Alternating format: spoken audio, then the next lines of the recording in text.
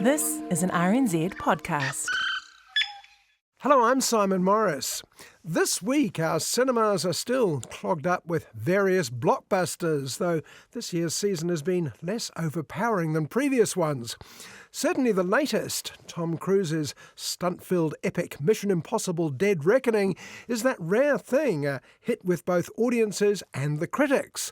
And the Little Mermaid remake is sticking around, a triumph of sentiment and nostalgia rather than any great enthusiasm for the film itself, perhaps. Someday I'll be part of your... He's a human. You're a mermaid. That doesn't make us enemies. As for the rest, they've been a bit of a mixed bag, though the best is possibly still to come. This week's 1-2 punch, Oppenheimer and Barbie. Older audiences may have ensured some success for Harrison Ford's swan song as Indiana Jones, but not enough to make much of a dent in a budget estimated at $500 million. So that's going to count as a flop for the Disney studios. I'm retiring. Well, in that case, what are we drinking? Same for the goddaughter. Dad told me you found something on a train during the war. At least the Disney bean counters can look with some satisfaction at the profits from the entertaining Guardians of the Galaxy. But that success, based almost entirely on the fact that writer-director James Gunn knows what he's doing, was bittersweet for Disney. Gunn's left the Mouse Factory to take over rivals DC Comics, who are clearly hoping he can revive their flagging fortunes. If you were to go into the past, you have no idea what the consequences can be. Bruce, I could fix things. You could also destroy everything. The Flash was the latest DC flop, once again scuppered by a confusing storyline and an unappealing star. Still, if anyone can fix that, it's James Gunn, who's got a remarkably deft touch when it comes to casting. And that's critical in big films, not just filling the screen with famous names, but giving them something appealing to do. Whoever it was that you were in love with, it sounds more like her. Her? That's ridiculous. Do not bring me into this. Knock it off! What? Compare the latest Mission Impossible with another star-studded extravaganza, Fast X from the Fast and Furious franchise. Fast X was like an action hero's hall of fame. Vin Diesel, Jason Statham, Dwayne Johnson and Charlize Theron. How much time do we have? About 4 minutes. It'll have to do. Not to mention appearances by Oscar winners Dame Helen Mirren, Brie Larson, Rita Moreno, and I don't know who else. But all that star power was eclipsed by rather too much Jason Momoa, even if it was hardly his fault he was saddled with a remarkably stupid script. Dami, I knew you would come for me. I'm Dante. Enchanté. So how about we all just start shooting each other? That's what I came here for. Time to end this. But that left everyone who wasn't Jason or star Vin Diesel with nothing much to do apart from waving at the fans from the side of the screen occasionally. At least Tom Cruise made sure his starry support actors, Vanessa Kirby, Hayley Atwell, Rebecca Ferguson and the rest, each had at least one scene to shine in. People are chasing us. Yes, they are. You're driving. Curiously, the biggest hit of the year had very little to do with stars or even story. It arrived with a minimum of hoopla at the start of the season and ended up conquering the world, the Super Mario Bros. Movie. Bowser is coming. Together, we are going to stop that monster. How? Look at us. We're adorable. There were some big names in the voice cast, notably Chris Pratt and Jack Black, but stars weren't the point. The Super Marios were cashing in on one of the early video game sensations. And childhood toys have proved a boon at the box office recently. I've set my laser to kill. You're a toy! Use your karate chop action! Stop that! What's going on down there? Come in, Star Command. Send reinforcements. You are a toy! There have been hit movies about Transformers, about G.I. Joe action figures, even Lego. Ironically, since usually the appeal of toys is making up your own stories with them.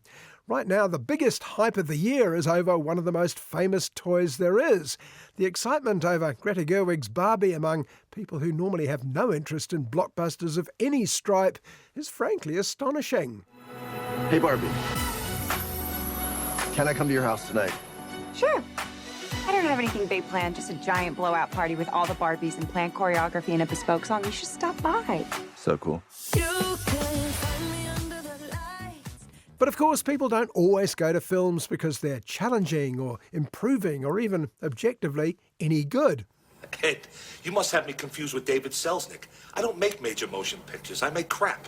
Yes, but if you take that crap and put a star in it, then you've got something. Yeah, crap with a star. No, something better. Something impressive. That old cliche, I just want to be entertained, gets trotted out a lot in the blockbuster season, and the allure is as much daring stunts, car chases and things blowing up as it is Aristotelian dramatic unity and character arcs. 1, 2, 3, 4. Some of it's stage lighting, some of it's magic show stuff, but the big studios, none of them have anything like it. You never, ever turn one above 6.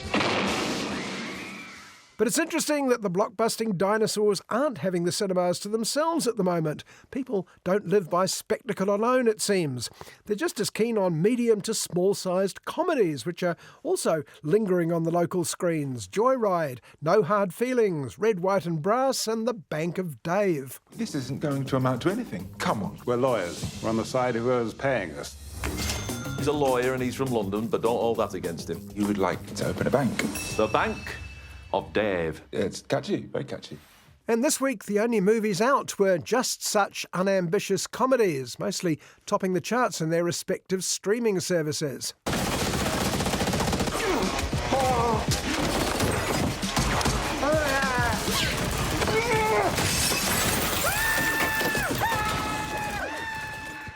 And making up the numbers is another minor outing, I thought, from the recent French Film Festival. But in fact, A Good Doctor proved to be the surprise winner this week, for reasons I'll attempt to get to the bottom of later in the show. But first, 2 brash American comedies from Netflix, The Outlaws, and first from Prime Video, Robots. 10 years ago, we created the robots who now do the tasks Americans once did. Thomas Newton was sentenced to 28 years after he had an illegal robot double of himself. You hear that, robot? Yes, Charles. We need to be more careful. The provenance of Robots is a little unclear. It's an adaptation of an old American short story by 2 writers, one from Denmark, one from Britain. It may have been greenlit because of the building paranoia about artificial intelligence. Goodness knows this is hardly a new idea, machines taking over once they realise they don't need us. Remember HAL in 1968's 2001: A Space Odyssey. What's the problem? I think you know what the problem is just as well as I do. What are you talking about, Hal? This mission is too important for me to allow you to jeopardize it. But these robots take labour saving to a whole new level. Since Charles is terminally lazy, he has a robot replacement to do all the tedious tasks of his life, whether it's the routine work at the office or the boring early dates with various women before he actually has sex with them. Though he does do the initial meet cute in person, often at the local skating rink.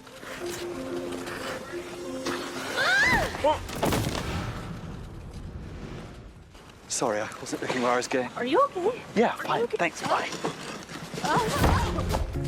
It's my fault. Let me help you up. I'm Elaine.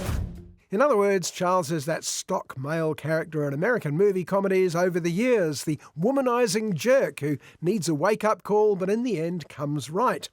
For some reason, he's often played by a Brit actor.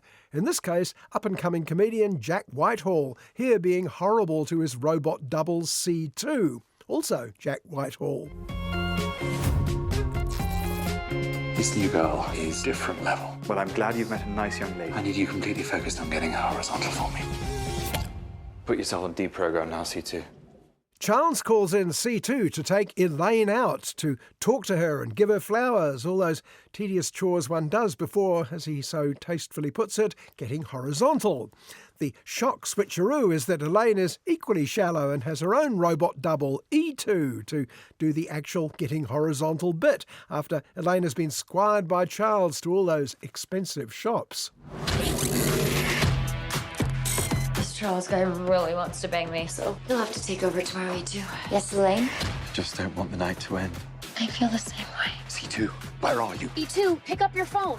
In other words, Elaine's that stock female character in American movie comedies, the cynical gold digger taking wealthy idiots like Charles for a ride. In this case, she's played by actress Shailene Woodley, best known for looking a bit like Jennifer Lawrence, but until now not particularly known for her comedy chops. They've completely stolen our lives. That's cringe. Oh, so cheesy. We need to set a trap. We need E3. Holy sh... So, Crass Womanizer meets Hard-Boiled Gold Digger, a comedy set up as old as time, but with added robot doubles. But due to a mix-up over appointments, the two robots end up together on, to spare your blushes, date night. There's instant electricity, in this case literally. C2 and E2 fall in love and decide to run away together. I've never done this before. 1, 2, Elaine also has a robot double. You were dating a robot all along. E2 and I are running away together. Don't try to stop us. What? Goodbye, Elaine. Goodbye, Charles. Let's just talk about this. devious. Don't do it. Childish. Our unappealing leads, Charles and Elaine, the real Charles and Elaine that is, are horrified, partly because owning such robots is illegal and if they're caught they could end up in jail or something. This bit doesn't make a whole lot of sense. They decide to chase after them anyway, though for this the increasingly desperate writers decide to bring in extra characters, like Zach, the robot manufacturer. Whoever made them, they need to help us. We're not in the clear, but I managed to locate them. But we have to find them and destroy them. I beg your pardon? Wait. I need to pee and throw up. Possibly kill myself. Where's your bathroom? You can see that Jack Whitehall, by my assessment the one actual professional comedian on the screen, decided to do what he can to help robots by deviating as much as possible from the script. But since much of Robots is trick camera work involving various Charleses and Elaines, his options are limited. She's strong. Use the safe word. Kanye! Jesus! They're not going to be obedient anymore. They're humanizing. We're going to jail, Elaine. Hey, Charles. Don't pass me around like a joint. Robots was cobbled together by a Danish TV comedian called Casper Christensen and Borat's English co-writer Anthony Hines, possibly on different continents. Their sketch comedy background may explain the episodic storyline, as well as the lack of interest in any likeable characters. Your disgusting joyride is over. Hey, I get to shoot me. Sorry, I couldn't resist. Well, fine, then I'm shooting you. That's not fair.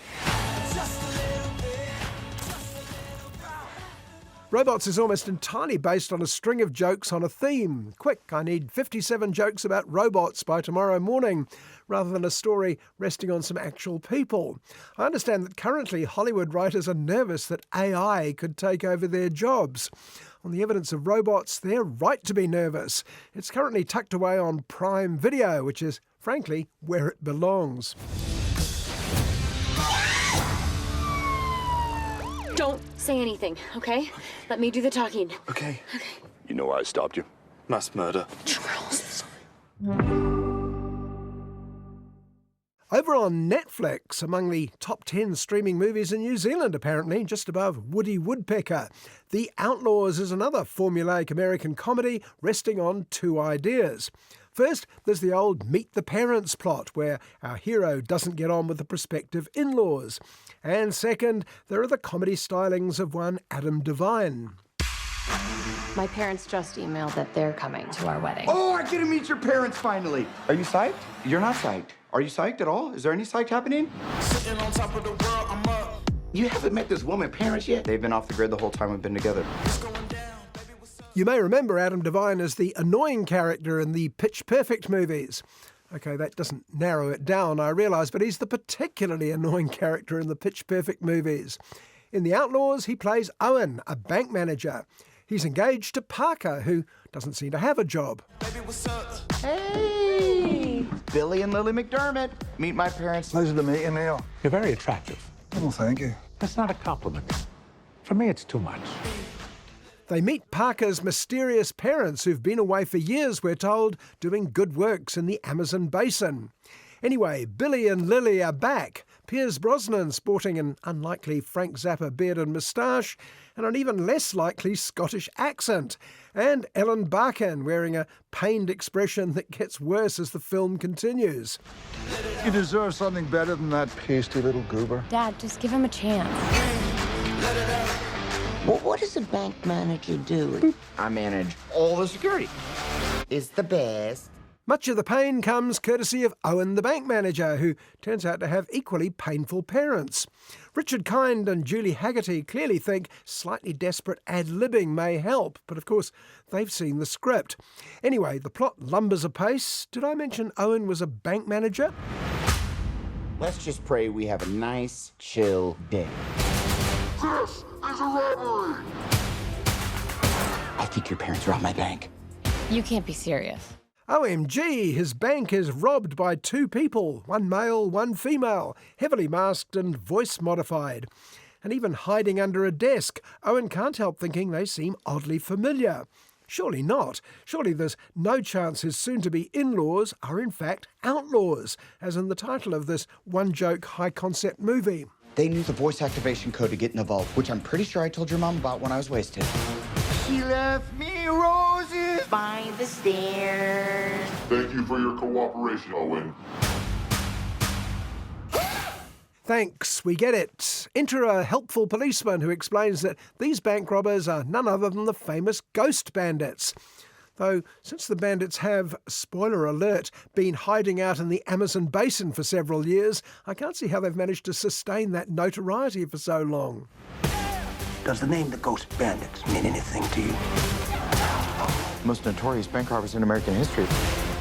No matter, having established that the in-laws and the ghost bandits are two and the same, the plot gains an extra twist. She's a former colleague of the bandits called Rayhan. We know she's the actual baddie because she amusingly kills people, unlike Billy and Lily, who mostly just rob their banks and swear a lot. Your parents stole $5 million from me. I don't understand. Was Owen right? This is a story about Billy Joe and Bobby Sue. The villainous Rayhan kidnaps Parker the fiancé. This provides an excuse for Owen the bank manager and Billy and Lily the bank robbers to combine forces and rob another bank for the hostage money. It also gets Parker out of the way, who's the least funny character in the film so far. You need $5 million in 2 days. Wouldn't hurt to have a bank manager on the team. You think you can rob a bank? If it's to say Parker, hell yeah. As you can see, this is saying something. So now we step up a few gears. There are wacky bank robberies, there are wacky car chases, there are wacky fight scenes, as well as, unnecessarily I thought, several wacky murders of non-speaking extras. Oh, and there's one James Bond joke, possibly slipped in by Ellen Barkin and Pierce Brosnan when director Tyler Spindle wasn't looking. Do I look cool? Yeah, you look like James Bond. Which one? 5. Well, that was a good one. It may or may not surprise you to learn that The Outlaws was produced by Adam Sandler, no less. And it's an indication of how little fun I was having that halfway through I found myself wondering whether it might have been marginally better if Sandler himself had been in it. Just think of how many terrible decisions we had to make to get to this moment in time.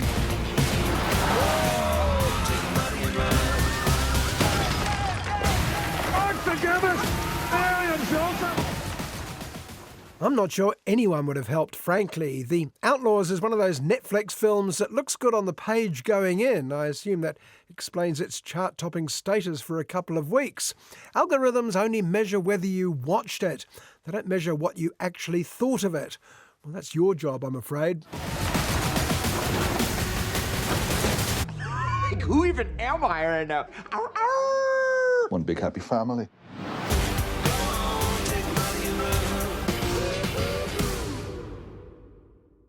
There's an old theatrical quote from the deathbed of a famous actor. Dying is easy, he's meant to have said. Comedy is hard. And after all too many films that back that up, I found myself popping into another French film festival title, not expecting more than a harmless bit of Gallic fun. The English title was A Good Doctor, though in France it's simply called Docteur. Docteur? Oui, quoi? Fièvre, pour toi dans le 18e, c'est tout seul cette nuit. Vous faites chier, hein? Well, it was certainly fun, but it was rather better than that. It's one of the most expertly put together pieces of work I've seen for donkey's years, though looking back I shouldn't have been surprised. Just look at all the elements. Comedy or farce, a doctor, a courier, a substitute. All French words. C'est ouf ce truc, hein? T'as vraiment l'air qui pense dans les poumons. Hein? Quand j'étais petit, j'avais trop envie d'écouter là-dedans. C'est fou! It opens on ageing, disgruntled emergency doctor Serge. He's the only on-call doctor on the night before Christmas. He hates Christmas anyway, and he takes it out on another all-night worker, Malek, a bicycle courier delivering meals to partygoers. Malek is as cheerful as Serge is Scrooge-like, until disaster strikes. Vous habitez ici? Ah, j'aimerais bien, mais... Je sais que Noël c'est dur pour toi, mais un jour j'arrêterai de te couvrir. T'inquiète, je gère. Serge accidentally runs into Malek's bicycle. Well, this is bad for both of them. Malek can't deliver anything without transport, and Serge has thrown his back out. He can barely move, let alone climb the many stairs to his various patients. He tries to call in sick, but there are no available replacement doctors. So there's only one thing for it. Je peux pas bosser ce soir. Faut que je te dise comment. T'es tout seul. Bien l'esprit de Noël, hein? Y a personne pour vous remplacer? Serge offers to give Malek the use of his car. In exchange, he does the legwork for Serge's house calls. It'll be easy, he assures Malek. Stay on the line, I'll walk you through the medical stuff by phone. What, as they say, could possibly go wrong? Vous êtes sûr qu'il n'y a aucun risque, hein? Fais ce que je te dis et tout se passera très bien. Docteur? Oui, c'est moi-même. Well, what goes right is an old-fashioned, brilliantly constructed French farce, the sort of thing that old masters like Molière, Feydeau and Jacques Tati have been doing for years. It all starts with the writing. A Good Doctor is as tight and mathematically contrived as most American examples are approximate and rather too dependent on inspired ad-libs. J'ai très mal au ventre, ça me fait comme des coups de poignard. Bah on peut peut-être essayer de vous éviter l'hosto. Et puis c'est Noël, non? Fais gaffe, mon pote, tu sais pas dans quoi tu mets les pieds. Hein. Il a un bouchon qui lui obstrue le rectum. Initially, Malek is very tentative, understandably, particularly when confronted with his first patient, a large gentleman requiring rather more hands-on treatment than he was expecting. And some of his other patients are puzzled that he seems to keep conferring with his inside pocket. Est-ce que vous pourriez être un peu plus clair? Ça arrangerait tout le monde, s'il vous plaît. Il a de la merde séchée qui lui bouche le trou du cul, et toi, tu viens de lui proposer de le déboucher. C'est clair comme ça? Beaucoup trop. But under the instructions of his medical puppet master, so to speak, Malek becomes more confident. At least confident in his bedside manner. He continues to find it difficult remembering his name, Dr. Serge Mamoumani, or precisely how to work the digital thermometer. Bonsoir, c'est le docteur Nani. Mamoumani, bordel. Bonsoir, docteur. Il y avait 38,2 il y a 1 heure. On va la reprendre quand même. On va la reprendre quand même. Où les mains? 32 degrés. Recommence en essayant de viser le front, s'il te plaît. Well, the secret of a French farce is in the characters. Everything happens for a reason, and everyone has their reasons for doing it.